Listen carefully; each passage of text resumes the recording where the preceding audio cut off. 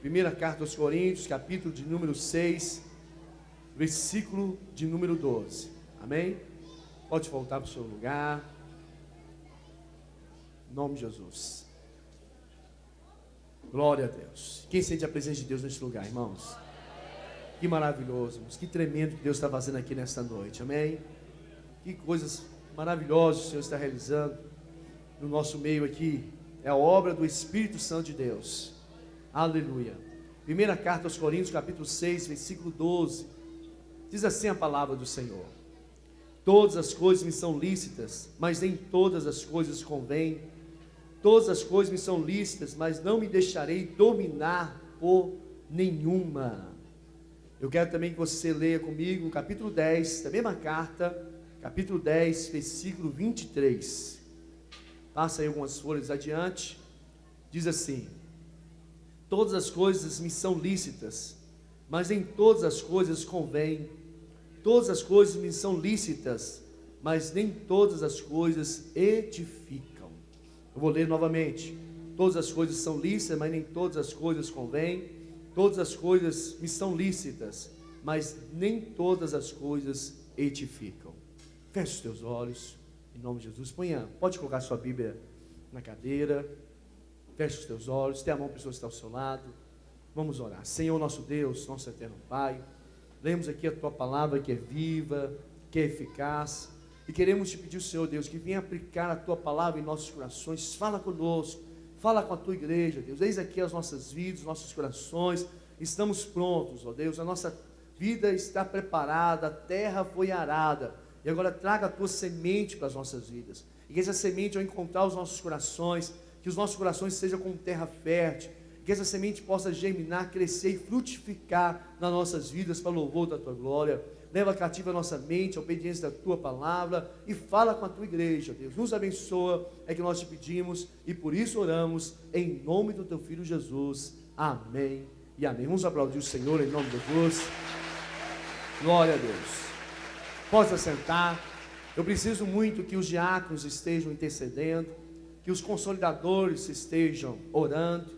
Preciso muito também que o ministério de intercessão esteja aí em batalha de oração em nome de Jesus, amém? E todos os servos de Deus aqui estejam clamando a Deus, orando por mim, para que Deus me dê a palavra no abrir da boca nesta noite em nome de Jesus, amém? Então agora não converse, olha aqui para mim. Desde alguns dias atrás, Deus tem falado muito ao meu coração sobre a missão da igreja. Deus tem ministrado ao meu espírito sobre isso. Domingo passado eu comecei a pregar sobre isso, dizendo qual que é a missão da igreja, o porquê que a igreja existe, e Deus quer que nós sejamos igreja, nada mais do que isso, nada menos do que isso. Essa é a vontade de Deus, que nós sejamos uma igreja relevante, uma igreja que viva os padrões morais, espirituais da palavra de Deus, e nós sabemos que Deus criou a igreja para produzir frutos para Ele, amém? E nós devemos produzir frutos. Por isso que o tema dessa mensagem é tirando todos os maus hábitos que atrapalham a nossa missão. Fala com o seu irmão: tirando todos os maus hábitos que atrapalham a nossa missão. Hoje nós vamos falar sobre isso, que nós precisamos remover de nós todos os maus hábitos que atrapalham de nós sejamos uma igreja frutífera no reino de Deus. A Bíblia fala que Deus ele tem expectativa ao nosso respeito. Deus tem uma expectativa em relação à igreja. Uma vez Jesus passando, e ele indo para o templo, ele passou diante de uma figueira, e quando ele olhou para essa figueira só tinha folhas. Só tinha o que, irmãos? Apenas folhas. Jesus estava com fome, foi até aquela figueira com expectativa de encontrar naquela figueira frutos temporais. Quando ele chega ali e a figueira só tinha folhas, não tinha fruto, Jesus então amaldiçoa aquela figueira. E quando Jesus amaldiçoou aquela figueira secou as suas folhas. Mas não só as folhas, secou também os seus ramos, secou também o seu tronco e secou também a sua raiz. Aquela figueira morreu. Jesus disse: ninguém mais coma fruto de ti. E aquela figueira experimentou de uma morte desde a sua raiz. Tudo nela secou, porque ela não correspondeu à expectativa de Jesus. Jesus, em João capítulo 15, Ele diz assim: eu sou a videira verdadeira, o meu pai é o agricultor, todo ramo que estiver em mim não der fruto, ele corta, mas todo ramo que estiver em mim der fruto, ele limpa, para que produza mais fruto ainda. Ou seja, Jesus, ele quer tirar dos ramos frutíferos tudo que atrapalha os ramos frutíferos a frutificar. E aqueles que não frutificam, Jesus, ele corta, o agricultor corta, o lavrador corta esses galhos, e a Bíblia fala que na semelhança do ramo, ele é lançado fora, e seca, e depois de seco, ele é lançado no fogo ardente, e esse fogo ardente é o Geena, é a segunda morte, é o lago de arde com fogo e enxofre, ou em outras palavras, é o inferno, a condenação eterna. E nós com certeza não queremos ser cortados. É melhor ser poldado de ser cortado. Fala, seu irmão, prefira ser poldado. Amém? Quando nós estamos produzindo para Deus, Deus não nos corta. Quando nós estamos correspondendo à expectativa do Senhor, Ele não nos corta, mas Ele nos polda. E esse poldar é tirar também de nós os maus hábitos que nos atrapalham de produzirmos mais frutos ainda. Um lavrador, um agricultor, ele não tem dó de uma planta quando vai poldar essa planta, porque ele sabe que a polda faz muito bem para a planta. Ele tira ali as folhas amarelas, ele tira ali aqueles galhos mortos, ele tira ali aquilo que rouba a energia da planta, aquilo que é inútil para a planta, que não serve mais, ele arranca tudo, e aquela planta que tinha uma formosura, de repente ela tem uma aparência não tão bonita como outrora, mas isso acontece na próxima estação, no próximo período, na próxima safra, aquela planta, ela está produzindo muito mais frutos de outrora, e os seus frutos também são muito mais saborosos, são muito mais de qualidade, porque um dia ela foi poldada. E Deus, Ele nos polda, porque Ele quer que nós damos mais para Ele, que nós produzimos mais, que nós melhoramos mais, nossos frutos sejam melhores. E talvez você está passando pela polda de Deus, né? Vem a luta, vem a dificuldade, talvez algo está acontecendo na sua vida e você não está entendendo, mas talvez seja Deus poldando você, porque a Bíblia fala que Deus ama, Deus, por isso, por nos amar, Ele nos repreende, a Bíblia fala que Ele castiga, Ele exorta, Ele corrige a todos quanto Ele ama. Se Deus está corrigindo você em alguma coisa, é sinal que você é muito amado por Deus. Quem pode dar uma glória a Deus? Aleluia. Pode aplaudir o Senhor. É sinal que você é filho, né? É sinal que você é filho. Por isso que Deus, Ele nos polda. E Deus quer tirar de nós, e a gente precisa também se livrar de todo mau hábito. O que é um hábito? O hábito é uma inclinação por alguma ação. É quando alguém tem uma inclinação por alguma coisa. É uma disposição de agir constantemente de certo modo, adquirida pela frequente repetição de um ato. Então a pessoa vai repetindo aquele ato, e aquele ato se torna um hábito, né? Se torna um hábito pela sua repetição. O hábito também é um costume que a gente tem, algo costumeiro em nossa vida, é uma prática frequente, prática frequente. Então, quais são os seus hábitos? Aquilo que você tem feito frequentemente, esses são os seus hábitos. Precisamos entender que Jesus, Ele transforma os nossos hábitos. Quando nós estávamos no mundo, nós tínhamos maus hábitos, mas quando nós nos convertemos, nós começamos a ter bons hábitos. Abra sua Bíblia comigo, no livro de Efésios, no capítulo de número 4, a partir do versículo 17, eu quero ler esse texto. Esse texto é importante demais para essa mensagem. Efésios capítulo 4, versículo 17 diz assim: e digo isso e testifico no Senhor, para que não andeis mais como andam também os outros gentios, na vaidade do seu sentido, entenebrecido no entendimento, separado da vida de Deus, pela ignorância de há neles, pela dureza do seu coração, os quais, havendo perdido todo o sentimento, se entregaram à dissolução, para que com avidez cometerem toda a impureza. Mas vós não aprendeste assim a Cristo, se é que tende ouvido e nele foste ensinado, como está a verdade em Jesus, que, quando ao trato passado vos despojei do velho homem, que corrompe para a concupiscência do engano, e vos renoveis o espírito do vosso sentido, e vos revistais do novo homem, que segundo Deus é criado em verdadeira justiça e santidade, pelo que deixando a mentira, farai a verdade, cada um com o seu próximo, porque somos membros uns dos outros. Irai-vos e não pequeis, não ponha o sol sobre a vossa ira, não dê lugar ao diabo. Antes, aquele que furtava, não furte mais, mas trabalhe, fazendo com as mãos o que é bom, para que tenha com que repartir com o que tiver necessidade. Não sai da vossa boca nenhuma palavra torpe, mas só o que for para promover edificação, para que dê graça aos que ouvem.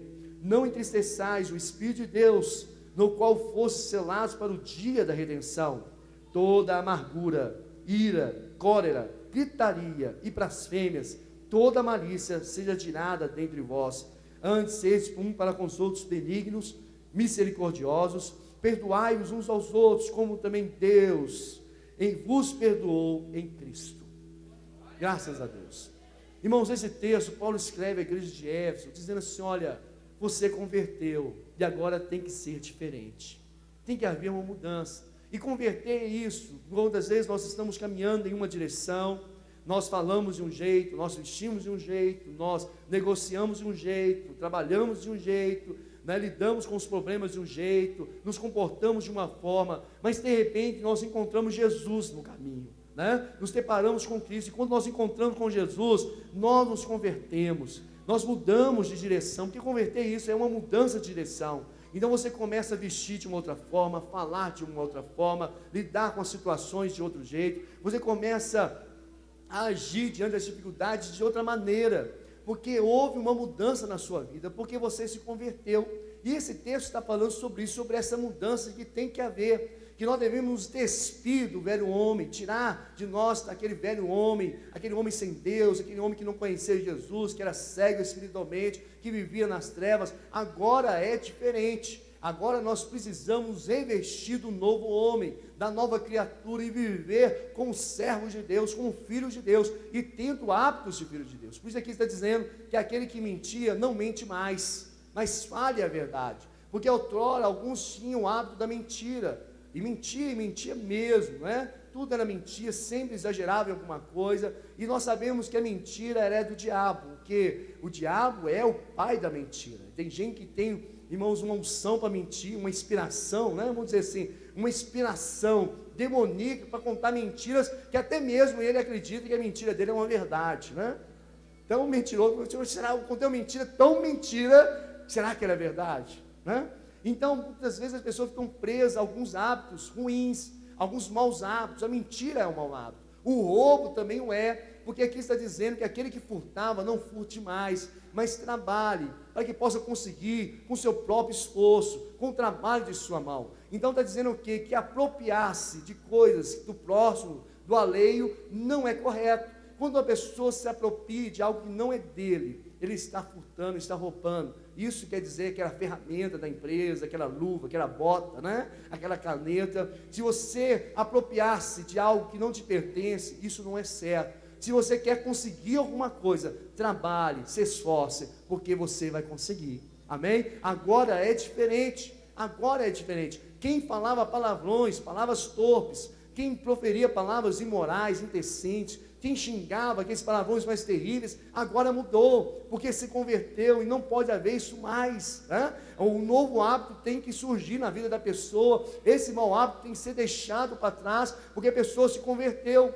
E nós sabemos que quando a pessoa fala um palavrão, ela está amaldiçoando a si mesmo, ela está amaldiçoando a sua família, e ela está amaldiçoando o lugar onde ela está, seja o trabalho, seja a escola, seja o lar. O palavrão traz uma maldição. Aqui diz assim: não dê lugar para o diabo. E um palavrão não é, irmãos, uma brecha, é uma porteira aberta para os demônios entrarem.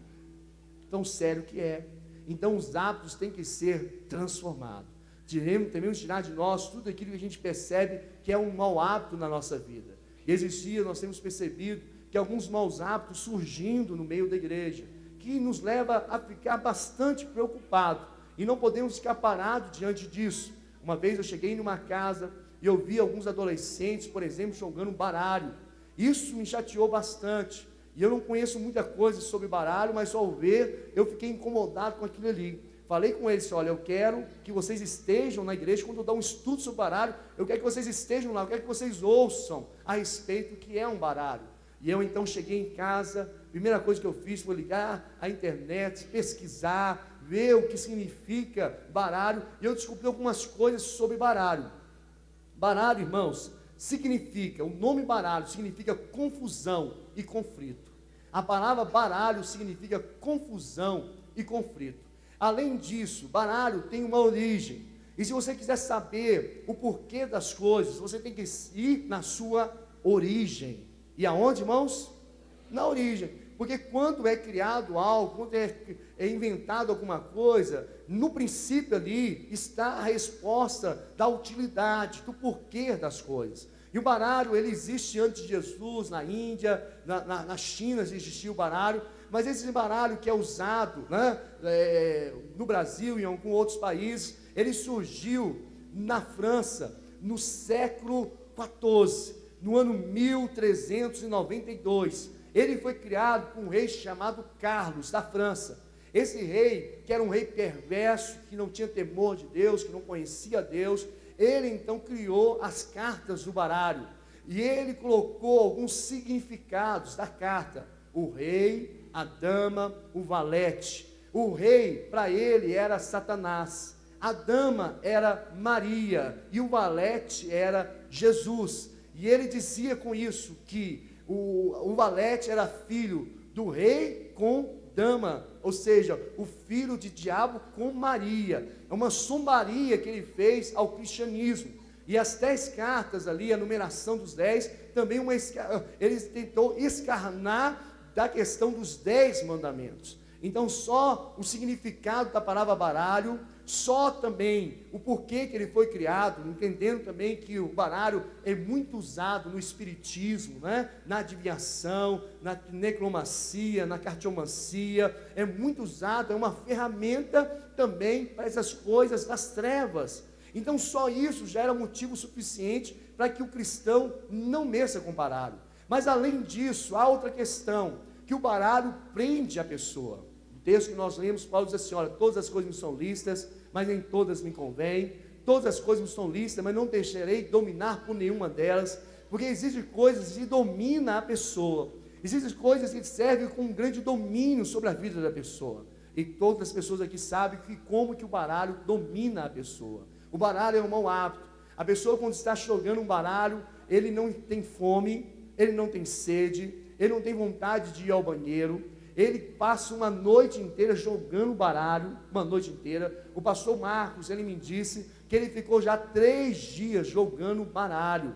Há pessoas que largam o serviço na sexta-feira, pegam o pagamento, vai para uma mesa de baralho, chega em casa somente no domingo à noite, sem dinheiro nenhum, porque ficou ali preso a isso. Então tudo aquilo que nos prende não é de Deus, não podemos ser presos por nada. Deus quer um povo livre, Deus quer um povo abençoado, amém? E não podemos deixar nada nos prender. A pessoa ali vai distraindo, tira a vida social, tira o relacionamento familiar, afasta as pessoas. E geralmente quando a pessoa começa a jogar baralho, ele chega no ambiente e já fica procurando ocasião para fazê-lo, porque é algo que prende muito as pessoas, amém? É um mau hábito. Outro mau hábito que a gente pode perceber são os videogames. Os videogames de hoje, que são tão modernos, né? Tão atrativos, mas que prende tanto a vida de uma pessoa.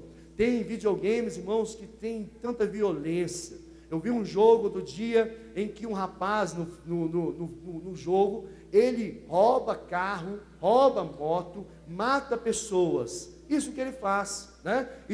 Olha aqui, presta atenção, existem videogames de guerra que traz uma realidade brutal, violência pura. Você vê sangue, você vê morte. Isso tudo gera algo muito terrível na vida de uma criança, de um adolescente, de um jovem e de um adulto. Eu vi outro dia uma reportagem no estado de Minas, e essa reportagem no estado de Minas alertando os pais a respeito do perigo dos videogames e dos jogos violentos, dizendo que as crianças que praticam isso, jogam videogames, quando se tornam na idade adulta, eles entendem que a violência é a solução para os seus problemas, para os seus conflitos. Então, é uma preocupação não só pastoral, é uma preocupação também de psicólogos, de sociólogos, sabendo que isso traz um terrível prejuízo na vida daqueles que praticam, e até mesmo aqueles videogames de jogos de futebol, porque prende tanta pessoa, talvez não tenha violência, talvez não tenha ali a imoralidade, mas muitas vezes faz com que a criança fique horas e horas jogando, horas e horas, atrapalha a visão. Você acha que Deus quer ver você míope, quer ver você cego? Não quer. Você acha que Deus quer ver você sedentário, com problema cardíaco, passando mal? Você acha que Deus quer isso para você? Deus não quer. Então tudo que prende uma pessoa são maus hábitos, são mau hábito. O videogame também, ele é um mau hábito, que muitos têm enveredado por esse caminho e não têm descoberto qual é o perigo dessas coisas. Qual é o perigo? Porque prende. Todas as coisas me são lícitas, mas nem todas as coisas me convêm. Todas as coisas me são lícitas, mas não deixarei dominar por nenhuma delas. Não vou deixar nada me dominar. Fala com o seu irmão, não deixe nada de dominar. Outra coisa também que é um mau hábito, são a vida noturna. A vida noturna. O cristão, ele não pode ter vida noturna. Abre comigo a sua Bíblia, em 1 Tessalonicenses, capítulo 5, versículo de número 5, ao versículo de número 7. Primeira carta aos Tessalonicenses, capítulo 5, do versículo 5 ao versículo 7. Diz assim: porque todos vós sois filhos do, não somos nem das, não durmamos, pois, como os demais, mas vigiemos e sejamos sóbrios, porque os que dormem, os que embebedam-se mas nós somos sejamos sóbrios, revestindo-nos da couraça da fé, da caridade, e tendo por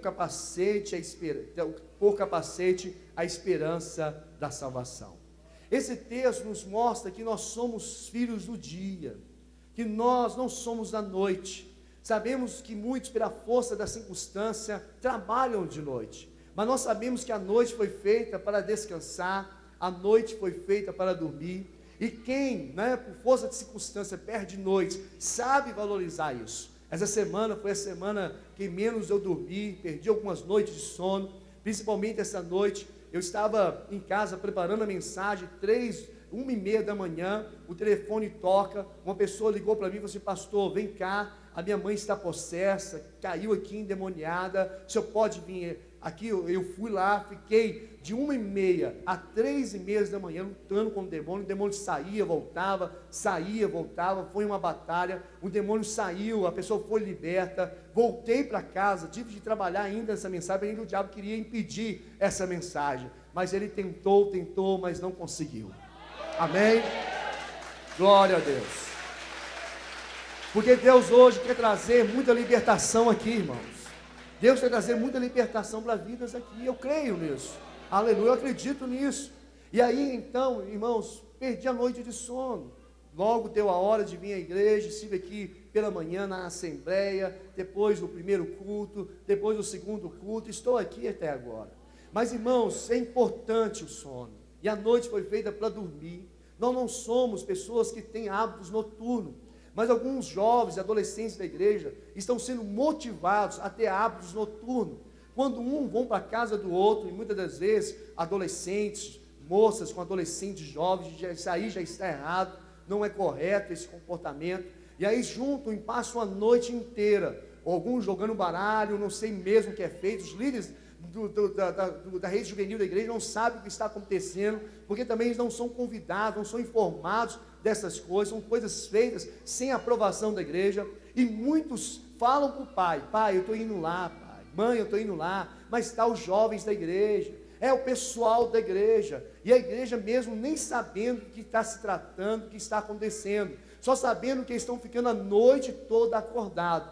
chegam de manhã, 6 horas da manhã, 7 horas da manhã na casa, dormem até 5 horas da tarde, os tios, os primos chegam para visitar a família, até fulano está dormindo, passou a noite em claro. Que testemunho é esse? Que testemunho, que vida cristã pode ser desta forma? Então é importante que os pais estejam vigiando, é importante que os pais estejam colocando um limite para os seus filhos. Os limites são importantes, irmãos, e se os pais não limitar os filhos, fica difícil. É importante que os pais estejam colocando limite na vida dos seus filhos.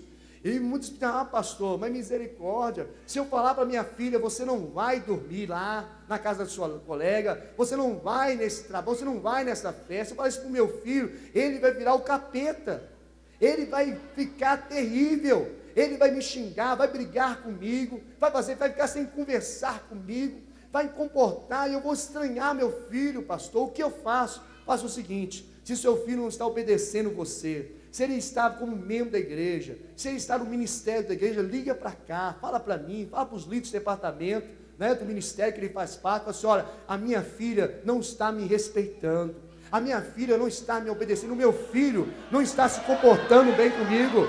Pode ligar, pode falar, porque nós vamos fazer aqui na igreja uma parceria com os pais.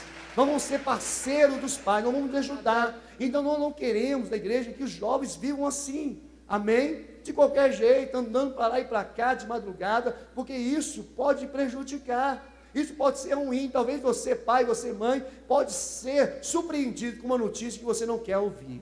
Então por isso, ponha limite, amém? Ponha limite, ponha horário, fala assim: olha, horário, põe a idade para namorar. Tudo precoce é ruim, irmãos, tudo precoce. Estava ouvindo a CBN, e na CBN estava ouvindo uma reportagem a respeito de vícios, e dizendo que os adolescentes que experimentam cigarro, droga e bebida antes dos 18 anos, quando eles chegam na idade adulta, eles têm muito mais dificuldade de abandonar esses vícios daqueles que experimentaram essas mesmas drogas, essas mesmas coisas após os 18 anos. Então nós devemos cuidar das nossas crianças, cuidar dos nossos jovens, dos nossos adolescentes, para que eles não vivam uma vida precoce, para que eles não iniciem um namoro precoce, para que eles não vivam uma vida noturna, porque eles vão acostumar em passar noites acordados, e um dia não vai ter lugar para eles, vão ficar sem dormir, e eles vão procurar coisas que não são de Deus. Por isso é que nós estamos fechando uma brecha, amém?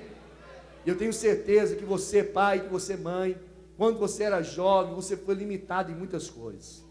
Meu pai já falou diversas vezes não para mim, a minha mãe não. Eu não compreendia, eu não entendia, mas hoje eu sei que como foi bom para a minha vida. Como foi precioso para mim os não que eles me deram, porque eles sabiam o que estava dizendo.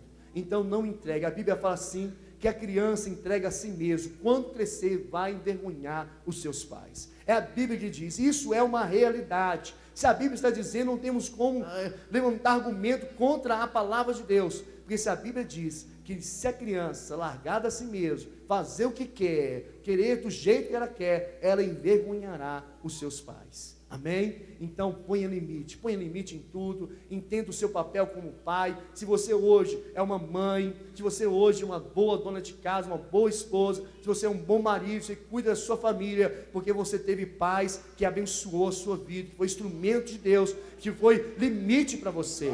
Então não desperdice a vida dos seus filhos. Amém? Fala para o seu irmão, não desperdice a vida dos seus filhos.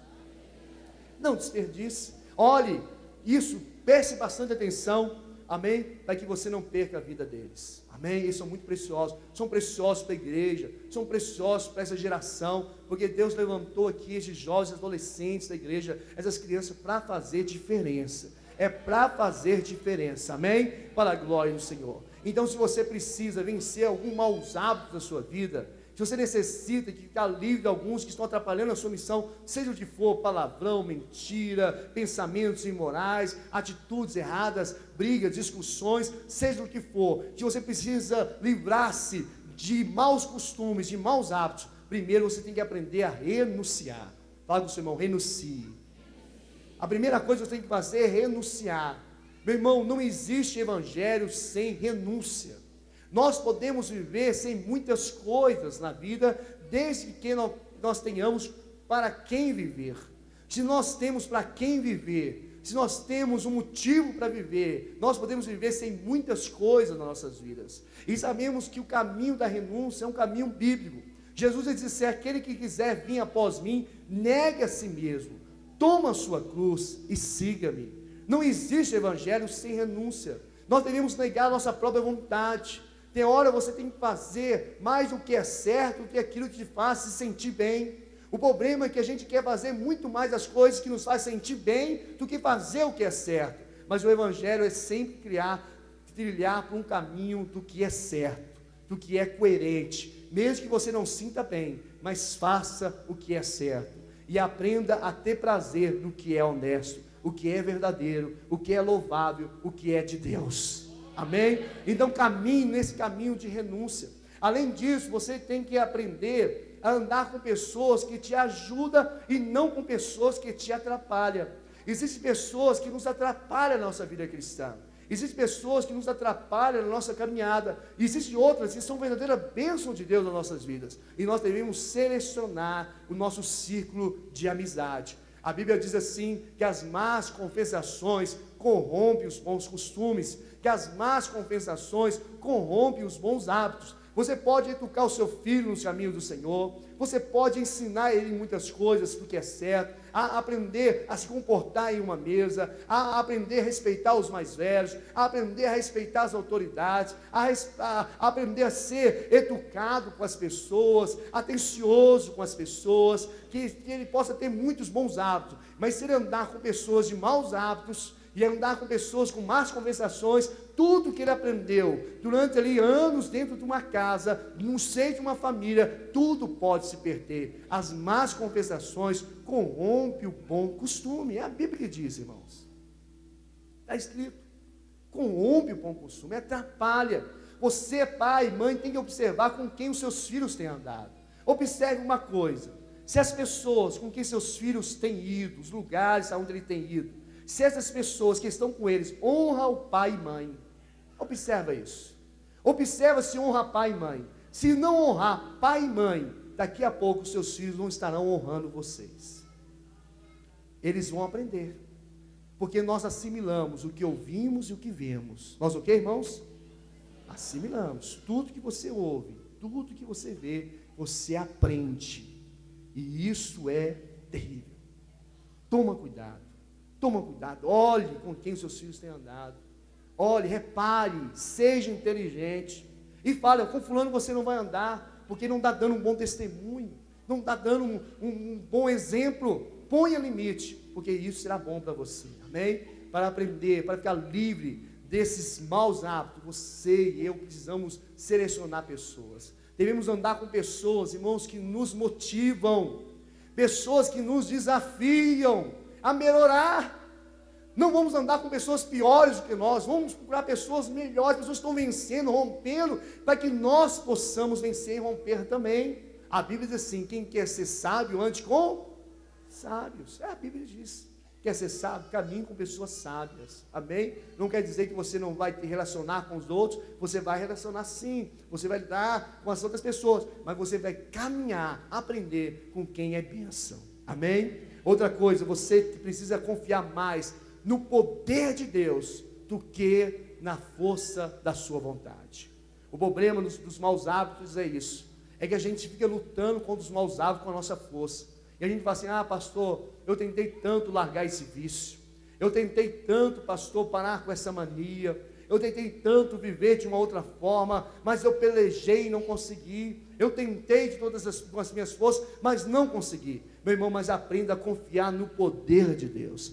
Deus vai te ajudar. A Bíblia diz assim, que a boa obra que Ele começou em nós, Ele é poderoso para completá-la. Ele nos aperfeiçoará. O Espírito Santo é que faz a obra em nossas vidas. O mesmo Espírito que te salva, é o mesmo Espírito que santifica você, é o mesmo Espírito que aperfeiçoa a sua vida, que tira de você os maus hábitos.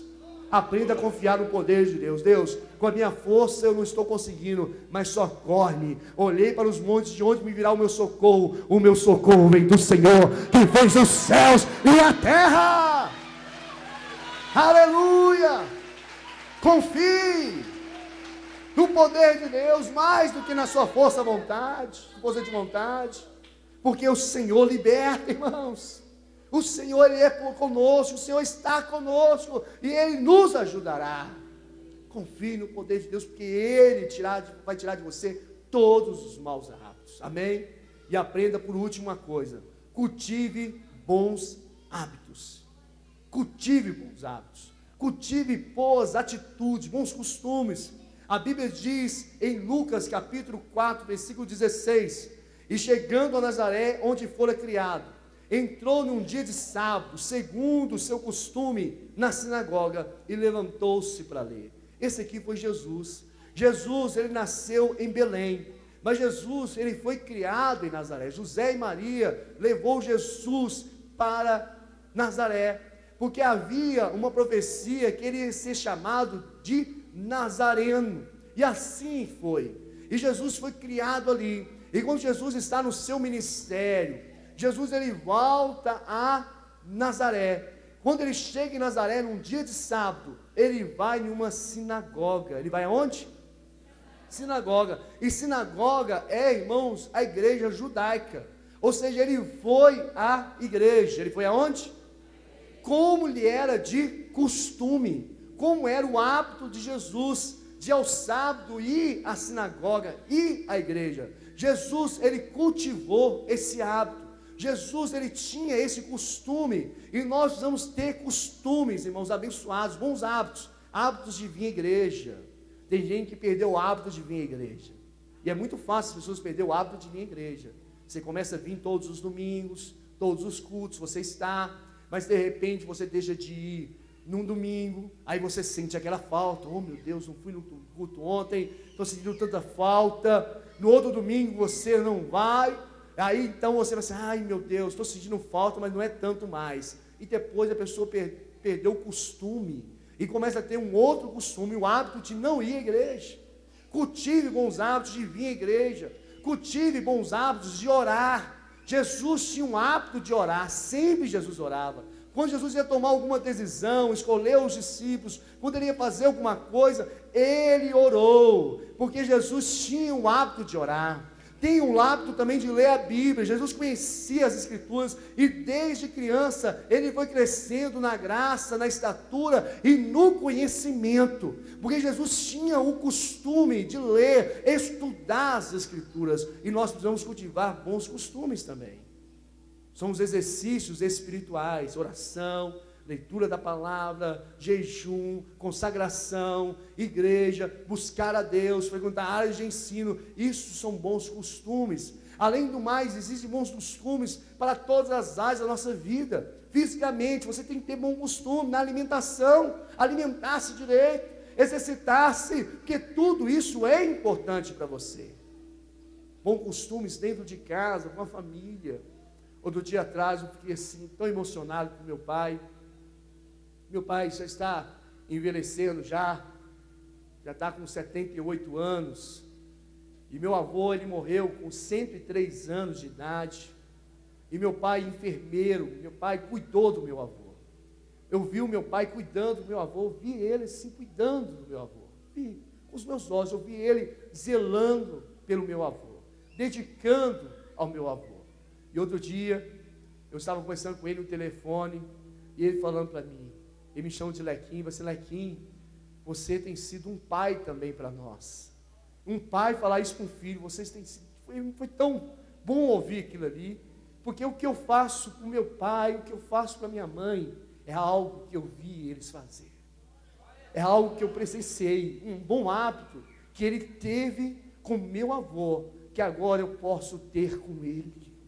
Bom hábito dentro da família, bons hábitos no casamento, na criação dos filhos. Às vezes chegamos da igreja, a primeira coisa que a gente faz é ligar a televisão, ficamos horas e horas assistindo televisão. Tem agora novela até das 11 horas, tem gente que começa das 6, malhação, nem sei se existe isso ainda, e vai até o astro, direto, irmão, não vê a hora passar.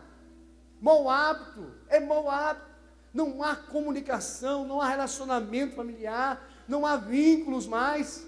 A família se tornou um montoeiro de gente dentro da mesma casa que não se falam. E família não é isso. Família é um projeto de Deus. Família é uma coisa abençoada. É uma instituição do Senhor. Aleluia. Mas os maus hábitos estão atrapalhando os casamentos.